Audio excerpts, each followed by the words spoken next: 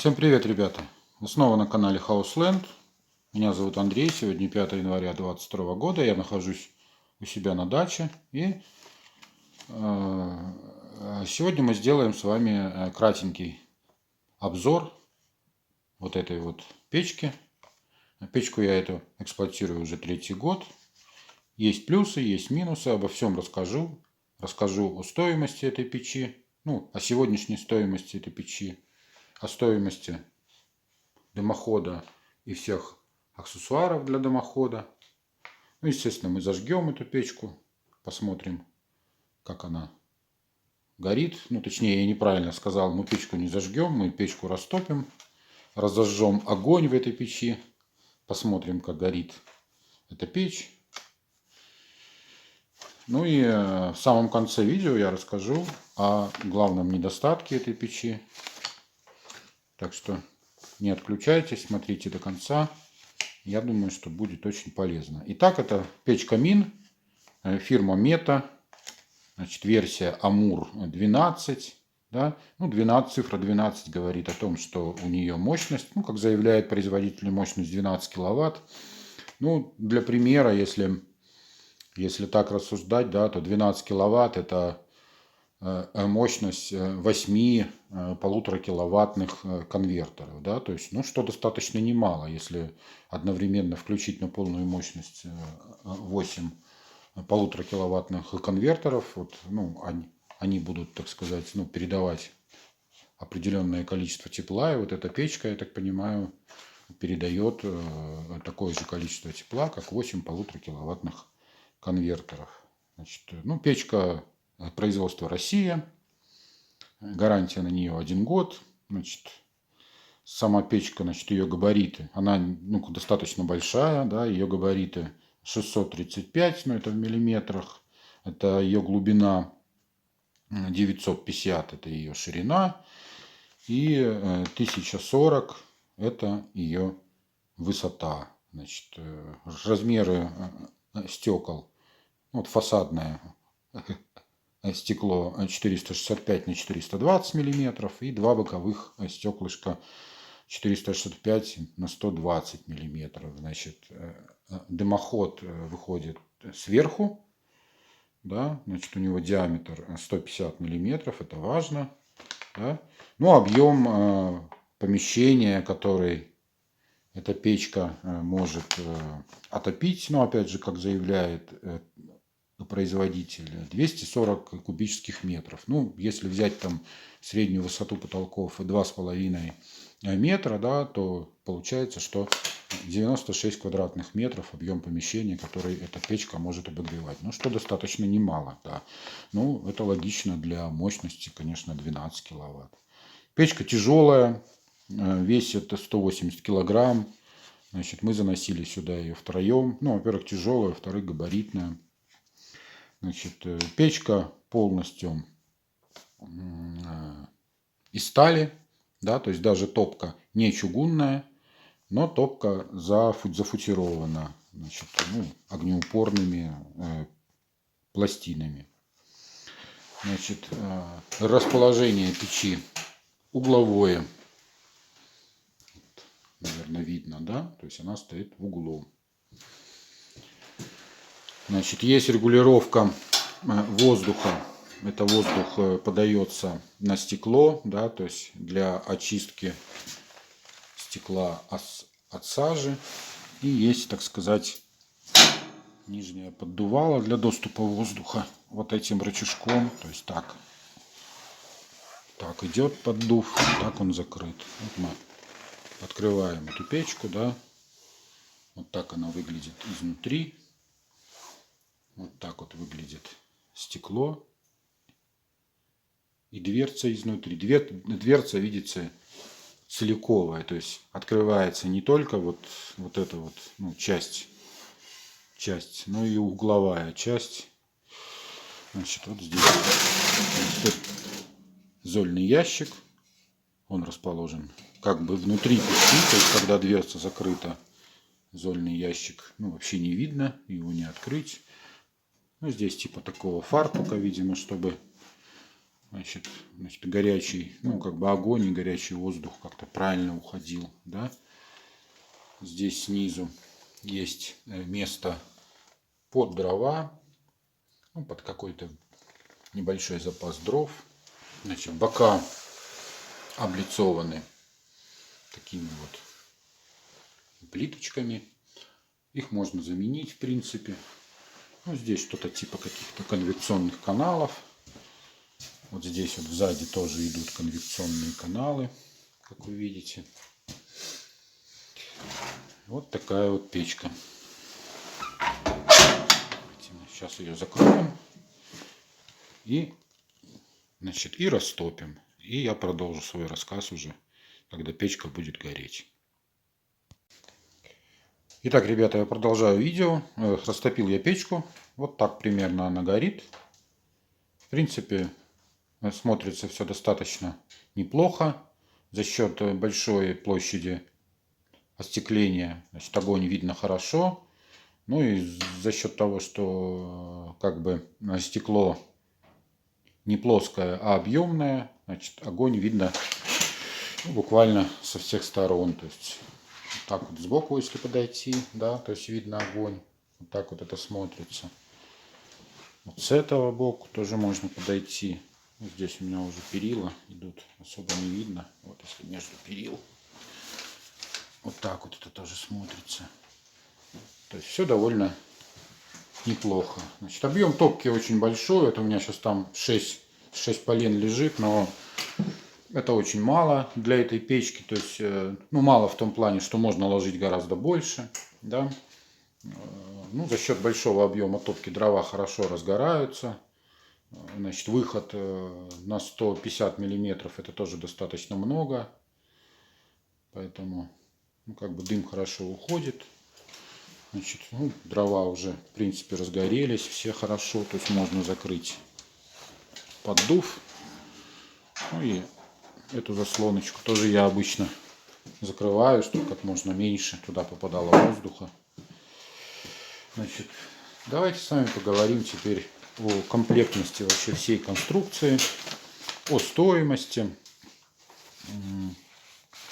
Видите, закрыл воздух и стала, в принципе, печка гореть гораздо меньше. Вот откроем поддувало на стекло, то есть воздуха пойдет немножко побольше, огонь будет немножко побольше. Так мы начнем, ну, естественно, начнем с самой печки. Вот эта печка сейчас я покупал ее, ну, в одном очень известном у нас на северо-западе магазине, не буду говорить в каком. Я думаю, найдете. Значит, я покупал ее вот 2 или 3 года назад, если честно, сейчас не помню. Там что-то она стоила 48 или 49 тысяч. Сейчас стоимость, это вот на вчерашний день данные. Стоимость этой печки какая-то страшная. 70 900 рублей вот стоит эта печка сейчас. Ну, то есть почти 71 тысяча. Вот, видимо, металл подорожал очень сильно, а металла тут много. Поэтому такая вот цена. Значит, смотрим дальше. Вот этот вот притопочный лист. Ну, как бы здесь вообще нижняя часть печи, она не нагревается, вот это, ну, то есть там, где дрова можно хранить. То есть даже когда печка очень долго горит и очень сильно горит, не нагревается вот эта часть. То есть там, если думать о том, что этот притопочный лист нужен для того, чтобы там не сильно нагревался пол, скажем так, от этой печи, то это неправильно. Этот притопочный лист нужен, ну, просто чтобы легче было убирать какую-то пыль, какую-то там эту золу вокруг печи, которая неизбежно появляется, да. Ну и как вероятность того, что когда открываешь дверцу, да, то есть может упасть какой-то уголек, чтобы он падал не на деревянный пол, да, а на все-таки на металлическую поверхность. Вот этот вот притопочный лист, да, он стоит сегодня 4385 рублей. тоже какие-то страшные стоимости, да. Значит, смотрим дальше. Саму печку я сказал. Вот если вы видите, у меня как бы стены рядом с печкой тоже облицованы такими вот листами. Она называется правильно плита фиброцементная Фламма дизайн. 9 миллиметров она толщиной. Ну, она декоративная, но при этом она и, так сказать, защищает деревянную стену от нагрева. Вот здесь у меня 3 листа вот эти вот, ну, использованы, да, то есть 2 листа стоят за самой печкой, и еще один лист у меня вот разошелся вот по левую, по правую сторону. То есть 3 листа я потратил. Каждая такая плита сейчас стоит 3600 рублей. То есть вот 3 эти листа обошлись. Размеры у них 1200 на 800. То есть 3 листа сейчас мне обошлись 10 800 рублей. Значит, смотрим дальше. Значит, весь дымоход у меня, ну, я выбрал фирму, есть такая фирма Магма. Тоже это, ну, не реклама, естественно. Просто мне, во-первых, ну, в том магазине, где я покупал, особо не было выбора именно по черному цвету, потому что, ну, печка, она как бы, ну, черная, да, и, ну, очень логично смотрится именно черная труба выше, да, то есть серебристая была бы, наверное, не совсем гармонично. Ну и плюс у меня в магазине разрекламировали вот эту фирму Магма, сказали, что сэндвичи этой Магмы очень качественные, они, ну, как бы наружная сторона у этих сэндвичей, она практически как бы холодная, то есть они очень хорошо держат то тепло, которое, ну, есть внутри этой трубы, да, и внешняя сторона, она, ну, практически не нагревается. И на самом деле это так, да, то есть, ну, я проверял, у меня пирометра нет, но я рукой просто трогал. Эта труба, конечно, теплая, но не обжигающая, теплая, то есть даже терпит рука. Ну, а если терпит рука, значит, однозначно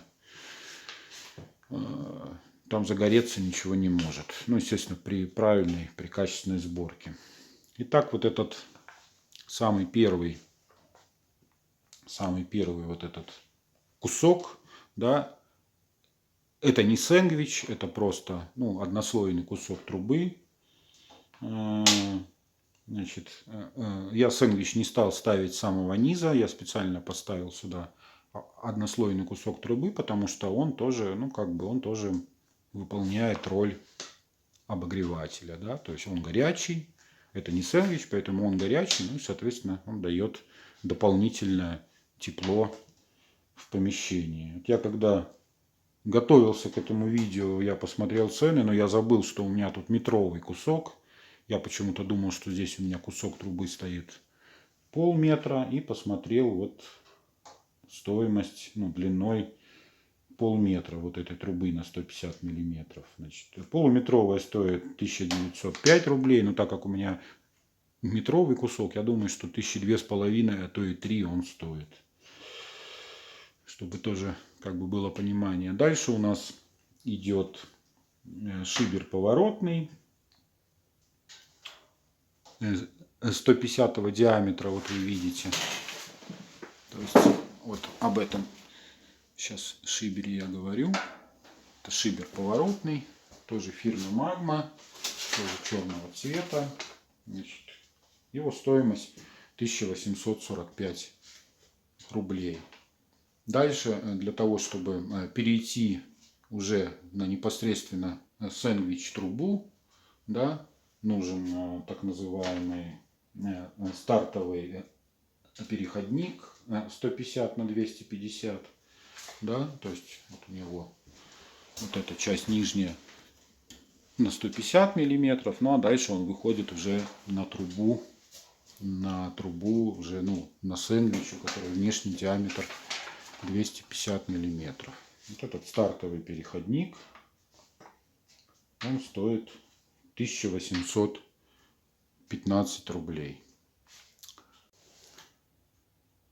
Так, ну и проход кровли, вот этот верхний, вот этот черный лист квадратный, я забыл опять же посмотреть на его стоимость, забыл про этот лист, но я думаю, что 1002, наверное, он стоит, так как он тоже полностью металлический. Вот, и тоже фирмы Магма, да. Значит, ну и сам сэндвич. Сами сэндвичи, вот эти сэндвичи качественные, хорошие, да, они внутренний у них диаметр 150 миллиметров, да, а внешний диаметр у них 250 миллиметров. Они называются Магма труба сэндвич, 150 на 250, длина 1000 миллиметров. Труба сэндвич сделана из нержавеющей стали 439 толщиной 0,8 миллиметров. Подходит для любых твердотопливных приборов. Гарантия от производителя 15 лет. Ну, хорошая, серьезная гарантия. Но, значит, стоимость одного куска, то есть одного метрового куска на сегодняшний день 6075 рублей. У меня использовано 4 штуки. То есть общая стоимость 24 300 рублей. Это у меня еще поставлено здесь минимум, да, то есть тут по паспорту вот к этой печке, да, у нее, ну, перепад высот должен быть не менее 5 метров, да, то есть от топки до конца дымохода, значит, перепад должен быть не менее 5 метров, но у меня вот где-то так и получается, да, то есть 4 сэндвича по метру, плюс вот этот кусок трубы, который не сэндвич, тоже метр, то уже получается 5, да, ну и плюс там вот этот шибер там, плюс там, ну вот эта верхняя часть печи там, плюс оголовок, то есть, ну будем считать, что 5 метров, то есть минимум, который возможен. А больше лучше, больше будет лучше тяга. Но тяги достаточно, я хочу сказать, что тяги хватает и на 5 метрах, то есть, ну, все хорошо растапливается, все шикарно горит. Печка практически не дымит, она дымит только во время открытия дверки, только за счет того, что дверка просто, ну, очень громадная дверка, и поэтому, ну, волей-неволей из этого громадного проема попадает немножко, так сказать, дыма в помещение. Но попадает в тот момент, когда она только растапливается. Когда печка уже нормально горит, уже дым не попадает. То есть образуется хорошая тяга, и поэтому уже печка не дымит. Сейчас мы с вами переместимся на улицу. Я вам покажу, как труба это выглядит снаружи дома. Ну, там еще есть, ну, как бы некоторые элементы, которые расположены на этом дымоходе, которые также стоят денег. Итак, ребята, вышли мы с вами на улицу. Ну, близко к дому не подойти, потому что в этом случае почти не видно этой трубы. Вот так вот выглядит эта труба. Она достаточно высокая, она стоит на растяжках у меня. То есть вот снаружи кровли, значит, 2 целых куска. Значит, и один, ну, как бы нижний кусок дымохода, он уходит, ну, в перекрытие, да.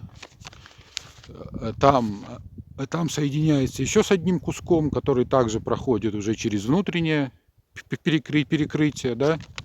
И вот суммарно получается 4 куска вот этого сэндвича. Значит, здесь, ну, помимо самого сэндвича, да, то есть есть оголовок, вот фирменный оголовок Магма, да, значит, оголовок дефлектор 150 на 250, его стоимость сейчас 4335 рублей, да. Есть хомут под растяжки, не знаю, видно его, но отсюда, наверное, не видно. Сейчас поближе подойду.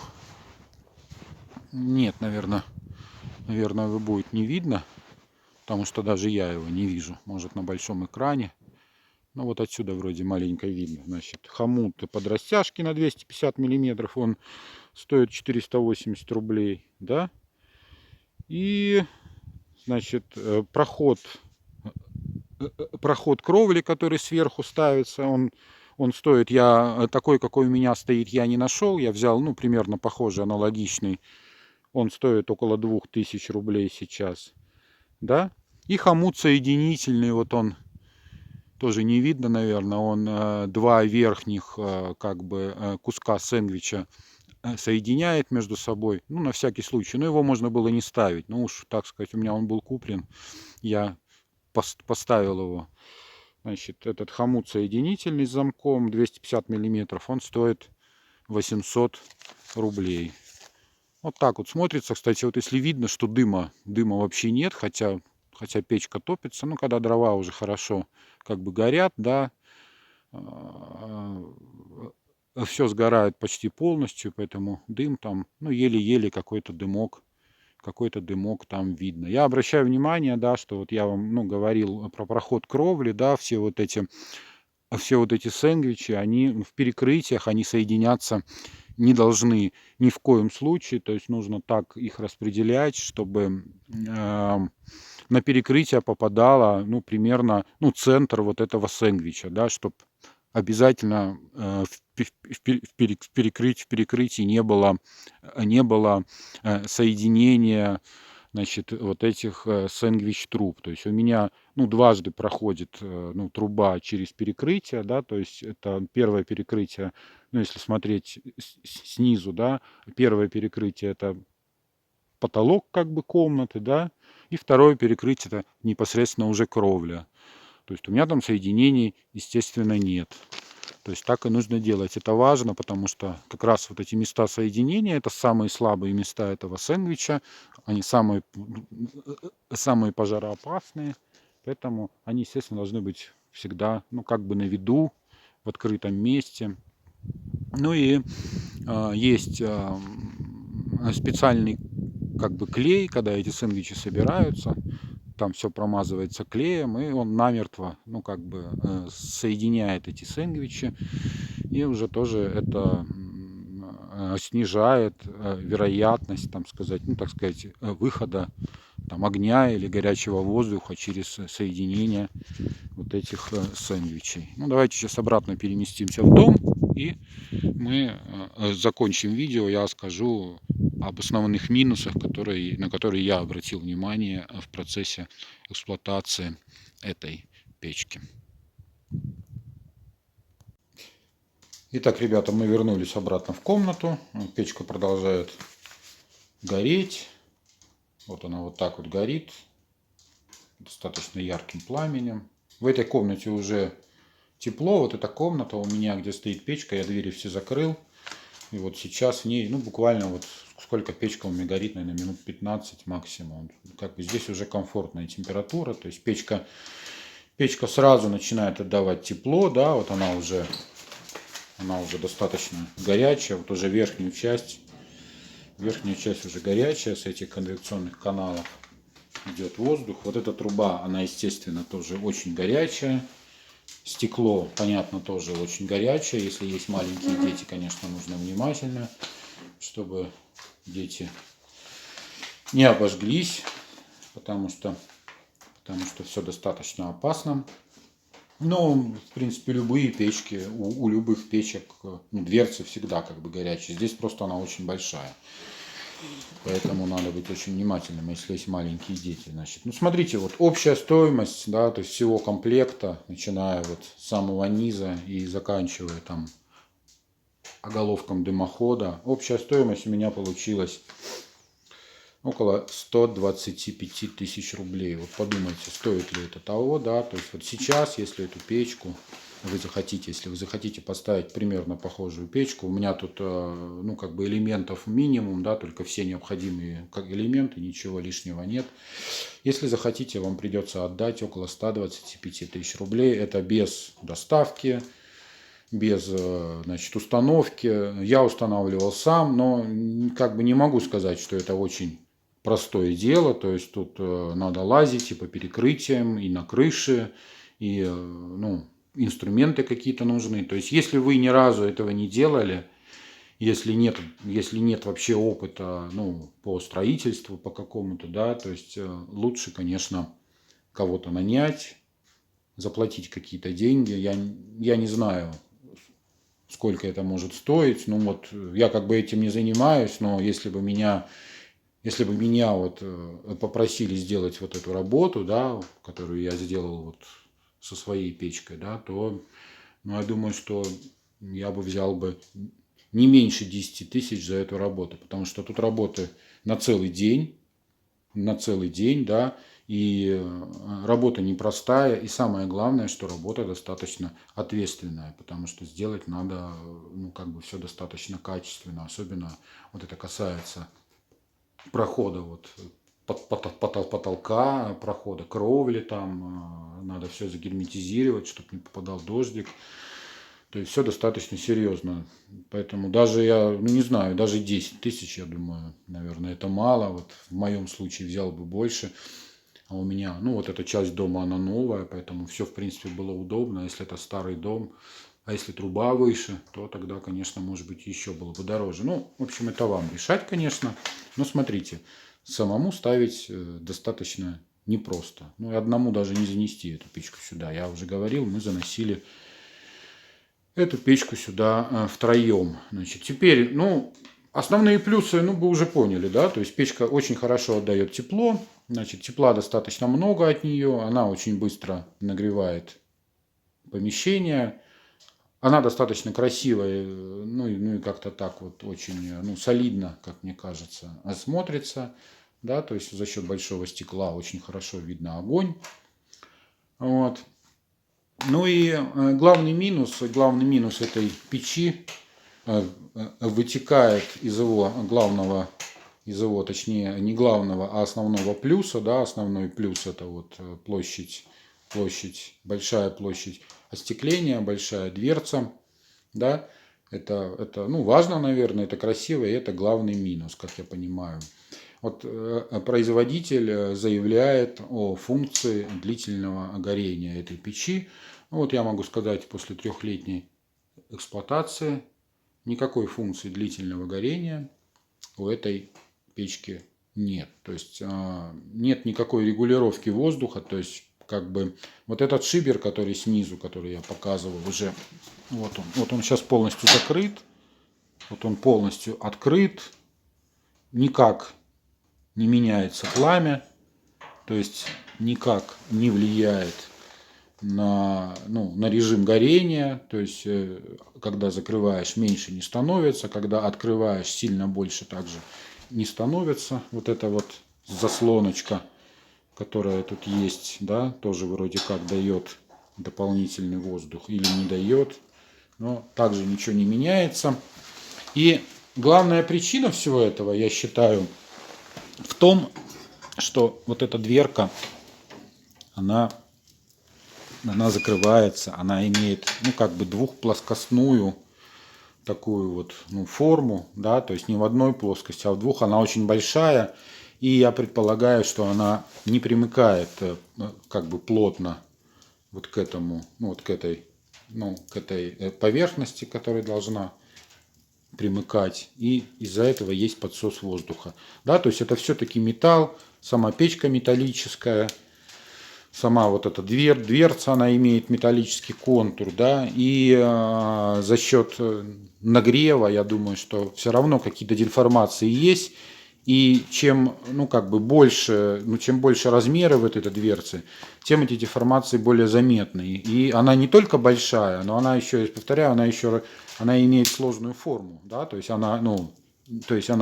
не плоская, а в двух плоскостях она, ну, как бы закрывается. И, видимо, плотного примыкания нет. И поэтому постоянно в топку попадает воздух из помещения, да, то есть идет, ну, как бы ненужный подсос воздуха.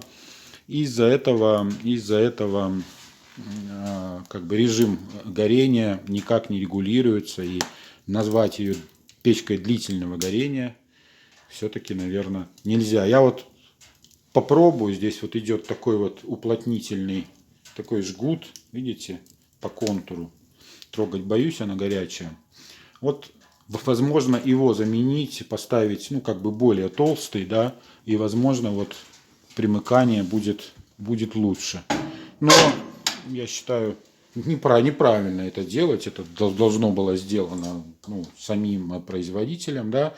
И стекла сами, видите, вот они точно так же, вот здесь видно, они примыкают за счет вот этих также жгутов, там как-то крепится. Возможно, здесь подсос идет. Ну, в общем, печка не длительного горения. Печка, ну, как вот мы сейчас с вами убедились, она стоит достаточно дорого.